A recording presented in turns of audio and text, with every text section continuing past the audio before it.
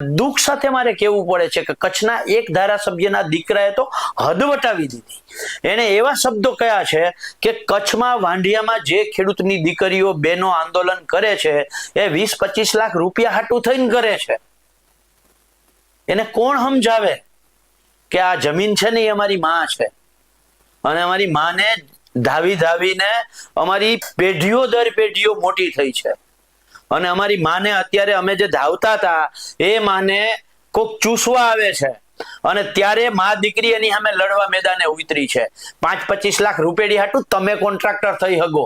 અમારી માં દીકરી છે એના માટે નથી આવતી. અમારી માં દીકરી જે અમારી માં છે એના રક્ષણ માટે લડાઈ કરવા આવે છે.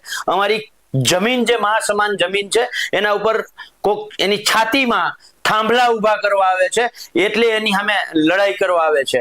પણ બેન, મૂળ ફરીથી મુદ્દા ઉપર આવી જાવ કે કલેક્ટર પછી અમે ડીજીપી ને ગઈકાલે મળ્યા, રાજ્યના પોલીસ વડાને મળ્યા અને રાજ્યના પોલીસ વડાને આ બાબતે જાણ કરી કે આ રીતે પોલીસનું વર્તન છે. માત્ર કચ્છમાં નહીં, આખા ગુજરાતની અંદર અત્યારે લગભગ 66 કેવી થી ઉપરની લાઈનો, 765 કેવી સુધી 250 થી 300 લાઈનો અલગ અલગ જિલ્લાઓમાં ચાલે છે.